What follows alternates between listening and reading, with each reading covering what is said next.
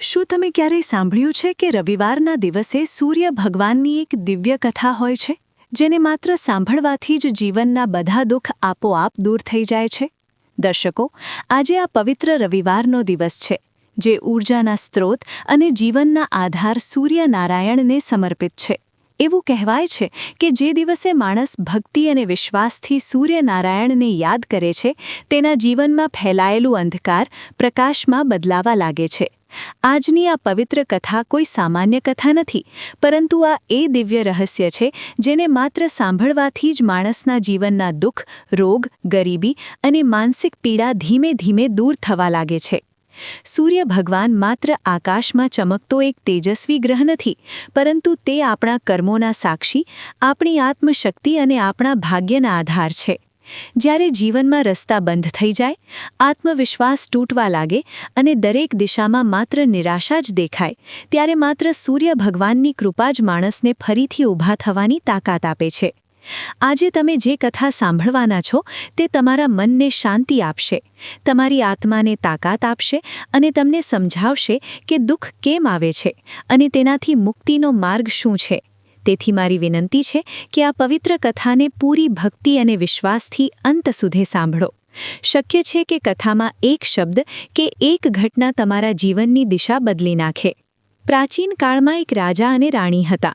તેમની પાસે સૈનિક, ઘોડા, ગુલામ, દાસીઓ, ધન સંપત્તિ બધું હતું, પરંતુ તેમને સંતાન નહોતું. આ કારણે રાજા અને રાણી બંને ખૂબ દુઃખી હતા. સંતાન પ્રાપ્તિ માટે તેમણે દાન, ધર્મ, મંત્રોચ્ચાર, પૂજા વગેરે બધું કર્યું, પરંતુ તેમને લાભ ન થયો. જ્યારે રાજા અને રાણી વૃદ્ધ થવા લાગ્યા ત્યારે બંને ખૂબ ચિંતિત થયા. બંને વિચારવા લાગ્યા કે હવે આપણા આ મોટા રાજ્યનું શું થશે? આ રાજ્યનો વારસદાર કોણ બનશે? પ્રજાની જવાબદારી કોણ લેશે? રાજા અને રાણી દિવસ રાત ચિંતા કરવા લાગ્યા. તેમને ખાવું પીવું પણ ન ગમે. એક સવારે રાજાના દરબારમાં એક સાધુ આવ્યા. ત્યારે દાસીએ રાણીને જાણ કરી. ત્યારે રાણીએ દાસીને કહ્યું કે આ મારું છેલ્લું દાન છે. આ પછી હું પોતાના હાથે કોઈ દાન નહીં કરું. રાણી હાથમાં ભરેલા ચોખાનો કટોરો લઈને બહાર આવી અને સાધુને દાન આપવા ગયા. ત્યારે સાધુએ તેમના ચહેરા પરની ઉદાસી જોઈ. તેમણે રાણીને પૂછ્યું, રાણી સાહેબ, તમને શું થયું? તમે આટલા દુઃખી કેમ છો? ત્યારે રાણીએ સાધુને પોતાનું બધું સત્ય કહી સુણાવ્યું અને રડવા લાગ્યા. તેના પર સાધુ કેટલીક ક્ષણો માટે ગંભીર થયા અને કહ્યું, ચિંતા ન કરો રાણી સાહેબ, તમારી સંતાનની ઈચ્છા પૂરી થશે. તમારા ગર્ભમાં એક પુત્રનો જન્મ થશે. તમને માત્ર 14 વર્ષ માટે જ મળશે. તે પછી તે જીવિત રહી શકશે નહીં. મને આનાથી વધુ આપવું શક્ય નથી. મેં મારું વચન પૂરું કર્યું. આમ કહીને તેમણે પોતાની ખિસ્સામાં હાથ નાખ્યો, થોડી ભભૂતિ કાઢી રાણીને આપી અને કહ્યું, તમે અને મહારાજ આને વહેંચીને સેવન કરો. તમને ટૂંક સમયમાં પુત્ર પ્રાપ્તિ થશે. અને સાધુ પોતાના માર્ગે ચાલ્યા ગયા. તેમના જતા પછી રાણી વિચારવા લાગ્યા કે 14 વર્ષ તો પૂરતા છે અમને પુત્ર મેળવવા માટે. એટલા સમય સુધી હું તેને ખૂબ પ્રેમ અને લાડથી ઉછેરીશ. મારા બાળકની ઈચ્છા પૂરી કરીશ. તે રાત્રે જ્યારે રાજા પોતાના બધા રાજકીય કાર્યો પૂરા કરીને રાણીના મહેલમાં ગયા ત્યારે રાણીએ રાજાને બધું કહી સુણાવ્યું અને સાધુ મહારાજે આપેલી ભભૂતિ રાજાને બતાવી અને કહ્યું, સાધુ મહારાજે આ ભભૂતિ અમને બંનેને સેવન કરવા આપી છે. રાજાએ કહ્યું, અમે આટલું દાન અને ધર્મ કર્યું, જપ તપ કર્યા, પરંતુ કોઈ પરિણામ ન આવ્યું. હવે આ ભભૂતિથી શું મળવાનું છે? રાણીએ કહ્યું, જ્યારે અમે આટલું બધું કર્યું છે તો આ પણ કરી લઈએ. એ સાધુનો કોપ કેમ આમંત્રિત કરીએ? રાજા હવે કંઈ પૂછતા નહીં. તેમને વિશ્વાસ નહોતો, પરંતુ રાણીને દુઃખ ન થાય તેથી તેમણે હા કહી દીધી. અને રાજા અને રાણી બંનેએ સ્નાન કર્યું અને પોતાના ઈષ્ટદેવ અને પિતૃઓનું નામ લીધું અને સાધુ મહારાજનું નામ લઈને ભભૂતિ વહેંચીને સેવન કરી. તે પછી બંને આરામ કરવા સૂઈ ગયા. કેટલાક દિવસ વીત્યા અને જેમ સાધુએ કહ્યું હતું તેમ રાણી ગર્ભવતી થઈ ગયા. રાજા અને રાણીની ખુશીનો પાર ન રહ્યો. રાજાએ રાણીને કહ્યું કે રાણીને સાચે જ સાધુ મહારાજની કૃપા મળી છે. 9 મહિના પછી રાણીએ એક સુંદર પુત્રનો જન્મ આપ્યો. રાજાએ ધામધૂમથી પુત્રનું નામકરણ કર્યું. આખા રાજ્યમાં 8 દિવસ સુધી ઉત્સવ ઉજવવામાં આવ્યો. હવે રાજ્યના સૌથી વિદ્વાન પંડિતજીને પુત્રની કુંડળી જોવા બોલાવવામાં આવ્યા. કુંડળી જોઈને પંડિતજી ખૂબ ચિંતિત થયા અને કહ્યું, મહારાજ, આપણા રાજકુમાર માત્ર 14 વર્ષ સુધી જ આપણી સાથે રહેશે. મહારાજને આ વિશે કંઈ ખબર હતી? રાણીને પણ સાધુ મહારાજના શબ્દો યાદ આવ્યા. બંને મૌન રહ્યા. તે પછી રાજા અને રાણીએ પોતાના પુત્રને ખૂબ પ્રેમ કર્યો અને તેની દરેક ઈચ્છા પૂરી કરી. ટૂંકા સમય માટે સાચા ભગવાને અમારી સંતાનની ઈચ્છા પૂરી કરી. તેમાં તેઓ સંતુષ્ટ હતા. રાજકુમાર દિવસે ને દિવસે મોટા થતા ગયા.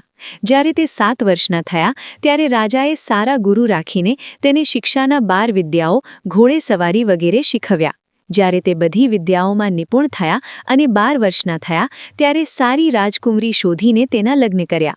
વધુ 2 વર્ષ વીત્યા. પુત્ર 14 વર્ષનો થયો. એક દિવસ રાજકુમારે રાજાને કહ્યું, પિતાજી, મને આપણા આ આખા રાજ્યની મુલાકાત લેવી છે. અત્યાર સુધી મેં આ મહેલ સિવાય કંઈ જોયું નથી. પુત્રની વાત સાંભળીને રાજા ચિંતિત થયા, કારણ કે તેમના પુત્રનું 14મું વર્ષ પહેલેથી જ શરૂ થઈ ગયું હતું. હવે તેમને અનાથ થવાનો સમય નજીક આવી રહ્યો હતો.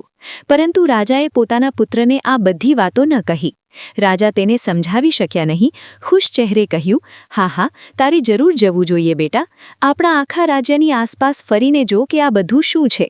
તને બધું જાણવું જોઈએ. આવતીકાલે મારા પછી તું જ રાજા બનીશ. માત્ર એક વાતનું ધ્યાન રાખજે, જ્યાં જાય છે ત્યાં શું કરે છે તેનું ધ્યાન રાખજે. પુત્રએ પોતાની પત્નીને આ વાત ન કહી. કહ્યું, ઠીક છે પિતાજી, હું તમે કહો તેમ કરીશ. રાજકુમાર દિવસભર પોતાની પત્ની સાથે રહ્યા. તેણે ઉત્સવ ઉજવ્યો. રાત્રે 12 વાગે તે ઉઠ્યા અને બહાર નીકળી ગયા. પછી સવાર પહેલાં તે પોતાના મહેલમાં પાછા આવીને સૂઈ જતા. આમ ઘણા દિવસો સુધી ચાલ્યું. તેમના પુત્રના 14 વર્ષ પૂરા થવામાં માત્ર કેટલાક દિવસ બાકી હતા. આ દરમિયાન તેમની પત્ની નાની રાણી રાત્રે જાગી ગઈ. તેણે જોયું કે રાજકુમાર પલંગ પર નથી. તેણે મહેલમાં દરેક જગ્યાએ જોયું. રાજકુમાર ક્યાંય ન મળ્યા. તો તેણે શું કર્યું? તે કોની સાથે વાત કરે? તે ચૂપ રહી. પછી સવારે જોયું તો તેમના પતિ પોતાની જગ્યાએ સૂતા હતા. તે પૂછતી નથી, પરંતુ આગલી રાત્રે જ્યારે એ જ વાત થાય, ત્રીજી અને ચોથી રાત્રે અને આમ કેટલાક દિવસો સુધી ચાલે, ત્યારે નાની રાણી ખૂબ ચિંતિત થઈ જાય. તેમના મનમાં ઘણા પ્રશ્નો ઊભા થાય, પરંતુ પૂછવામાં ડર લાગે. કદાચ પતિ ગુસ્સે થઈ જાય. જ્યારે સાસુને પૂછવાનું વિચારે તો તેમના વંશ વચ્ચે મર્યાદા આવે. તેથી તે વિચારતી રહે.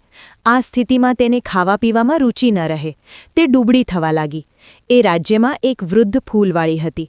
તે હંમેશા મહેલમાં નાની રાણીને ફૂલ આપવા આવતી. નાની રાણી પર વૃદ્ધનું ધ્યાન જાય. તે તેને પૂછે, અરે દીકરી, તને શું થયું છે? તું આટલી કાંટા જેવી કેમ થઈ ગઈ છે? જ્યારે રાણી તેને પૂછે તો તે કહે, તમારા નાના રાજકુમાર દરરોજ રાત્રે બહાર જાય છે અને સવારે પાછા આવે છે. તે ક્યાં જાય છે? શું કરે છે? મને પાણી પણ ન પીવાય અને હું આમ કાંટા જેવી થઈ જાઉં છું. દોશીએ બધું સાંભળીને તેને ઉપાય સૂચવ્યો કે દીકરા, આમ કરજે. આજે રાત્રે તું ઊંઘતી નહીં. તેની પાછળ જઈને જો કે તે ક્યાં જાય છે, શું કરે છે, અને સારી રીતે નજર રાખજે. ત્યારે નાની રાણીએ કહ્યું કે જો મને ઊંઘ આવી જાય તો? દોશીએ કહ્યું કે જો ઊંઘ ન આવે તો એક કામ કર. પોતાના ડાબા હાથની આંગળીમાં ઘા કર અને તેમાં થોડા મરચાંનો પાવડર નાખ. તને ખૂબ બળતરા થશે અને એ દુઃખથી તું રાતભર ઊંઘી નહીં શકે. તું રાતભર જાગતી રહીશ. રાણીએ દોશીએ કહ્યું તેમ કર્યું.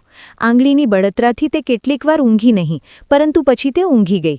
આગલી સવારે દોશી ફૂલ લઈને તેમના મહેલમાં આવે અને પૂછે, શું થયું દીકરી? તને જોવા મળ્યું કે તારા પતિ ક્યાં જાય છે? રાણી કહે, ના માસી, કેટલીકવાર તો બળતરાથી ઊંઘ ન આવી, પરંતુ થોડીવાર પછી ઊંઘી ગઈ. દોશી કહે કે ઠીક છે, આજે આંગળીમાં પહેલાં કરતાં મોટો ઘા કર અને વધુ મરચાં નાખ. ત્યારે રાણીએ તેમ કર્યું, પરંતુ તે પણ ઊંઘી ગઈ. આગલી સવારે દોશી આવે અને પૂછે તો પહેલાં રાણી રડી પડે અને કહે, અરે માસી, આજે પણ મેં તેને સારી રીતે પહેરો નથી આપ્યો. દોશી કહે, રડમાં દીકરી, બધું ઠીક થશે. તું આજે રાત્રે આંગળીમાં વધુ મોટો ઘા કર અને વધુ મરચાં નાખ. અને એક કામ કર, જ્યારે તે બહાર જવા નીકળે ત્યારે તેના માર્ગમાં અડચણ બની જા. રાણીએ દોશીએ બતાવ્યું તેમ કર્યું. આજે રાત્રે તે ઊંઘી નહીં. જ્યારે પતિ રાત્રે મહેલમાંથી બહાર નીકળવા લાગે ત્યારે તેણે દોશીએ બતાવ્યું તેમ કર્યું. તે દોડીને પોતાના પતિના માર્ગમાં અડચણ બની અને કહે, અરે, તમે ક્યાં જાઓ છો? કોની સાથે મળવા જાઓ છો? રાજકુમાર તેને સમજાવવાનો ખૂબ પ્રયત્ન કરે.